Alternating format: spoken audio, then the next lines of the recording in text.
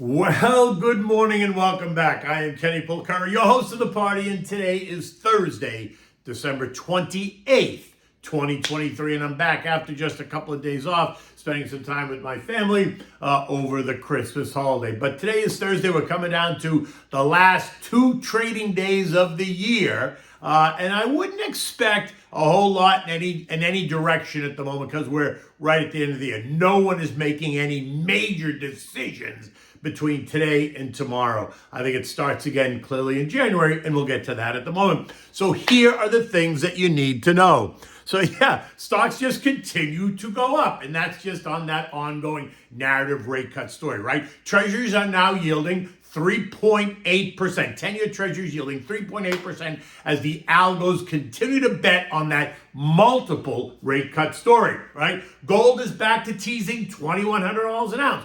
Oil remains in a very tight trading range, and sellers, anyone wanting to take profits on these incredible moves, are going to wait until next week. And what do we have for dinner? Well, it's another dessert, the Ricotta coffee cream, and it's great for New Year's Eve. Okay, so now Dashing, now Dancing, now Prancer and Vixen, on Comet, on Cupid, on Donder and Blitzen. And to the top of the porch and the top of the wall, now dash away, dash away, dash away all. Yes. That is The Night Before Christmas, the Christmas poem written by Clement Moore in 1823, and it speaks directly to what's happening because stocks keep dashing away as investors keep putting money to work as those sugar plums think ongoing gains keep dancing in their head, right? And it's been a thing of wonder for sure. All of the indexes up nicely as 2023 comes to an end. And Wednesday didn't disappoint either. By the end of the day, the Dow gained another 112 points. The S&P up 6 points. The NASDAQ added 25 points. The Russell is up 7 points. The transports did, though, lose 78 points, while the equal-weighted S&P rose 8 points, right? Leaving it, remember, this index on October 30th was down 5% on the year, right? The equal-weighted. And as of this morning, it's up 12%. That's a significant 17% rally in just 4 weeks as investors search for value away from the Magnificent Seven that had dominated the conversation for much of the year, broadening out this latest rally, giving new life to the idea that investors are confident that the Fed has navigated a softer landing rather than that crash landing that had been feared for much of the year. By now, you know that investors are betting on multiple rate cuts by the Fed in 2024. In fact, what had been 2 or 3 anticipated cuts has now turned into 6 or 7 anticipated cuts, which is why, again, it seems illogical to me. And that has been, though, the driver over the past couple of weeks, number of weeks, 6 weeks or so. It now seems that investors are pricing in an additional quarter-point cut at each meeting starting in March. That means it's a bit nutty to me, but it is what it is. But that doesn't mean that you have to completely change your mind or your plan. But it does mean you have to take a look, reevaluate, right? Tweak your portfolio just a bit to accommodate the latest narrative on the economy.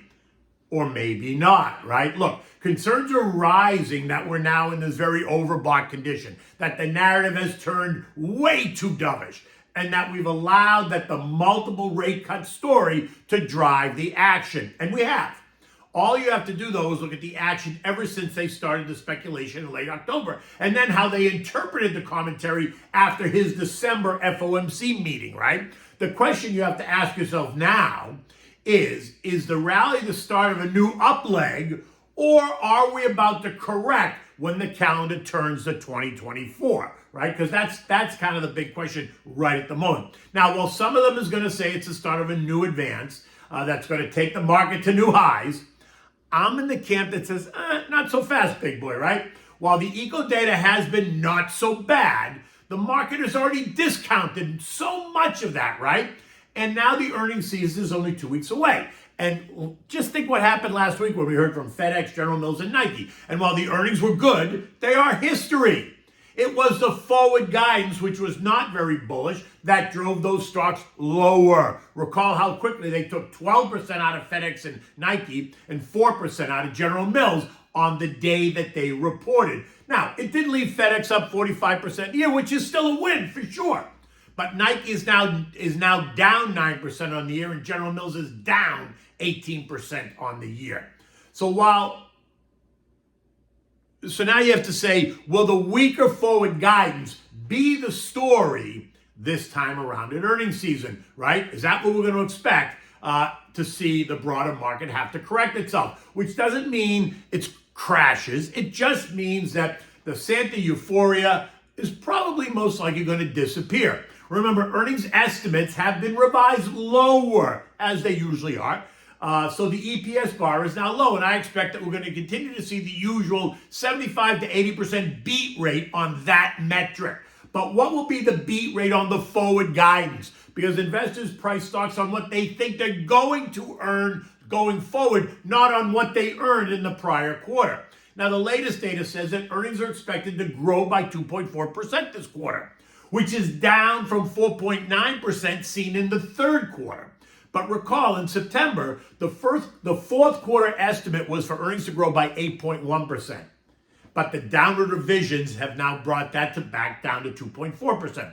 72 S&P companies have issued negative forward guidance versus 39 that have issued positive guidance. And the 12-month price to earnings for the S&P is now 19.5 times, which beats the 5-year average of 18.8 times and the 10-year average of 17.6 times. But that's because of this multiple rate cut narrative.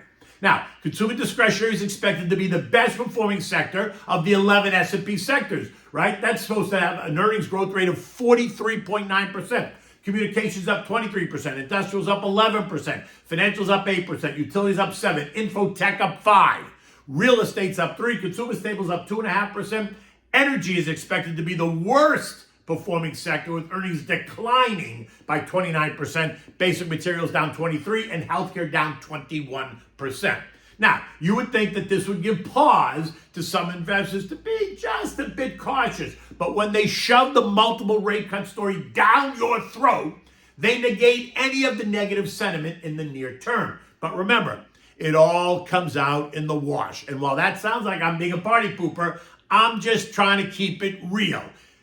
Trees do not grow to the sky. Just keep that in mind. And that doesn't mean that you get out of the market. It just means you know what you own, why you own it, and don't go chasing the big outperformers with new money. You own them already, so you're not missing out. You are participating, right?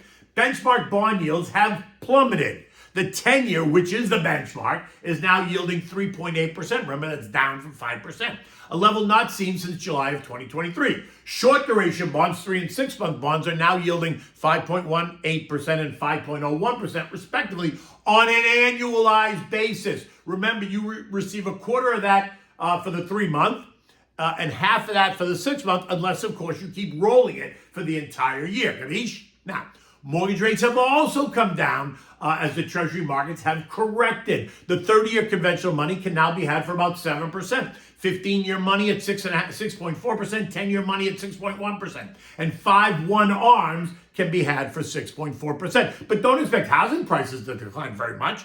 That decline is expected to send, the decline in mortgage rates is expected to send housing prices up in the coming spring selling season, right? Cheaper money, houses will be more expensive. And don't expect a decline in the treasury market or the hope for decline in interest rates to bring down inflation, which is still running at 3% on an annualized basis at the CPI level, or prevent rising defaults on student loans, revolving credit card accounts, HELOCs, or existing mortgages, which we're starting to see rise. They are not tied to that rate. They do not respond to changes in that rate. In fact, one could argue that the decline in rates is stimulating the economy, which it is, and that's exactly what JJ doesn't need or want to see at the moment. So you could say that the decline in the benchmark is already doing a lot of the work that people expect the Fed to do, which is why I say it's illogical to think we're going to see 6 or 7 rate cuts next year. It's illogical, right?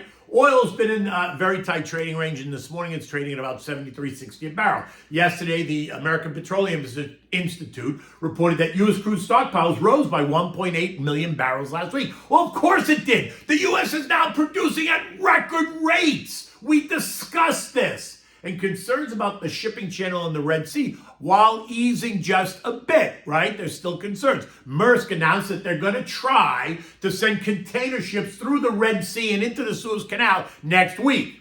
And that's being viewed as a positive. But we realize that tensions remain high in the Middle East, and it's so don't discount the potential difficulties that the Iranians and the Houthis could still create.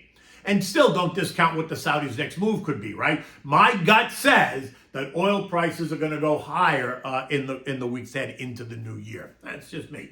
Gold shot back towards $2,100 an ounce, right, over the last couple of days on the ongoing rate cut narrative. And strong demand for treasuries, which only supports that argument, is helping the precious metal go higher. Now, gold is up 14% year to date, much of that gain coming in the past 6 weeks as the multiple rate cut narrative took root. So I suspect that's where it's going to stay until that narrative changes. U.S. futures this morning are a bit lower, not anything big. Again, I'm not reading too much into this at all. It's now the year end, and it's another long weekend coming, and stocks have shot higher. So any weakness doesn't suggest good or bad. It just suggests churning, in my opinion. Why? Because nothing has really changed. The narrative is what it is, and as of this morning, the market continues to expect multiple rate cuts in 2024. European markets are just a tiny bit lower, but not really doing anything at all as the year comes to a close. No one is making any big decisions in the next 48 hours.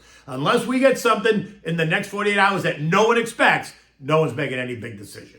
Now, the S&P closed at 4781, which was up 7 points yesterday, leaving it just points away from the January high of 4793. January 2022 high of 47.93. This morning's action, weaker futures, should not be a surprise, nor should it cause you to do anything. Enjoy your holiday. Spend time with your family this weekend. Don't worry about what stocks are going to do in the next 48 hours. I continue to urge caution into the new year only because investors that want to sell stocks to lock in some of these incredible gains, they're going to put it off until January. Otherwise, they're going to end up paying Uncle Sam taxes in 4 months. If they wait till January, they put it off for another 16 months, right? So I'm thinking some of that sell pressure is going to come in early January.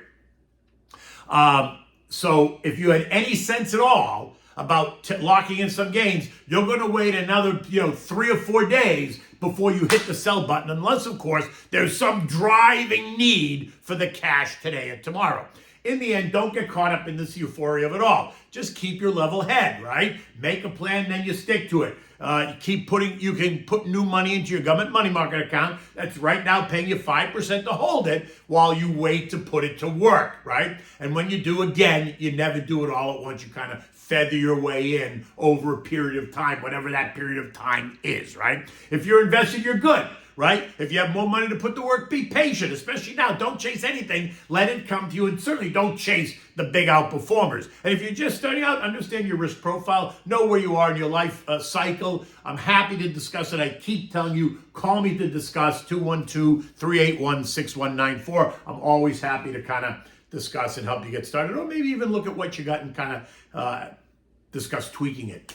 Anyway, okay, what are we having for dinner? Again, it's a dessert because it's the holiday. It's Christmas Eve. It's one of my favorites, Ricotta coffee cream, right? This is just a simple dessert. You need, it takes you less than a minute to make. If it takes you more than a minute, then you're doing something wrong. But here's what you got to do. It's a combination of fresh ricotta cheese, rum, and espresso coffee. So you need 1.5 pounds of ricotta cheese. You need 2/3 a cup of sugar. You need 5 tablespoons of dark rum. And you need about 2/3 of a cup of espresso, right? If you want a little bit stronger, put a little bit more. Now, you take out the food processor. You add the ingredients, you process it, you blend it until you get this nice creamy consistency. Then you pour this mixture into individual glasses or small dessert cups, whatever you have, right? You can use a wine glass for a more dramatic effect. Then after you do that, place it in the fridge overnight and allow it to get nice and cool, right? After your dinner party on New Year's Eve, take these out of the fridge, adorn them with a little bit of fresh, put 1 or 2 fresh coffee beans right on the top, and then serve it, right? It's a great compliment to the New Year's Eve dinner that you're gonna make when you have your friends or your family over, and it's just the perfect way to end the evening. And is espresso coffee in it, so you're sure to be up when the ball drops at midnight. In any event, look, the sun is just coming up. I think it's going to be kind of an ongoing cloudy day here. It's been kind of a mixed couple of weeks here in Florida, right? It hasn't been beautiful. I mean, it hasn't been horrible, but it hasn't been blue sunny skies either. And I wonder if that's just indicative of kind of what that says for the market in the weeks ahead. In any event, look, we're coming into the long weekend again. We're coming into New Year's Eve and the celebration of the new year with all those hopes and joys that everyone has at the beginning of a new year. Until tomorrow, take good care.